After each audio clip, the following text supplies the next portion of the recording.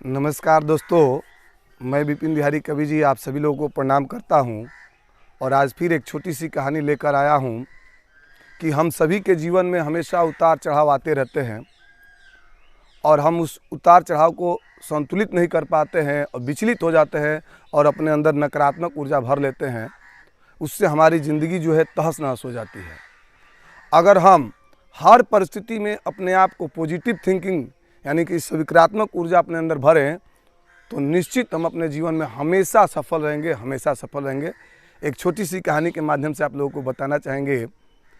एक सेठ था और एक छोटी सी कंपनी बना रखा था। उसमें बहुत सारे कर्मचारी को उन्होंने नियोजित कर रखा था।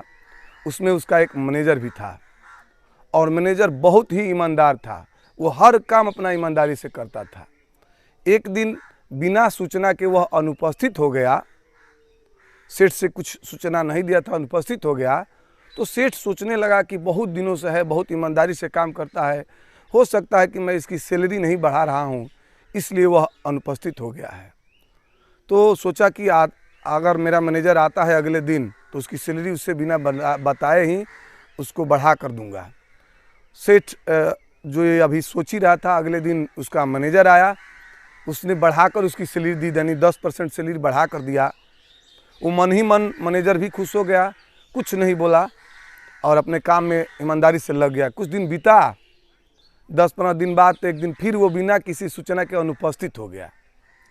तो इस बार मैनेजर सेठ जो था वो क्रोधित हो गया कि इसका तो मन बढ़ गया यार, सैलरी भी बढ़ा दिए फिर भी ये अनुपस्थित हो गया। तो आने के बाद इस बार जब मैनेजर आया तो आने के बाद उसकी सैलरी 15% घटा दिया।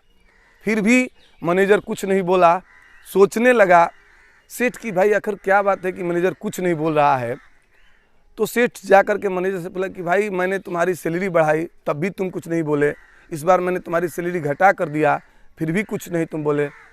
तो अब वो मैनेजर बोलता है कि सर इसमें आपकी कोई गलती नहीं है, समय और परिस्थिति के हिसाब से हमारे साथ जो हो रहा है वो बहुत ही अच्छा हो रहा है।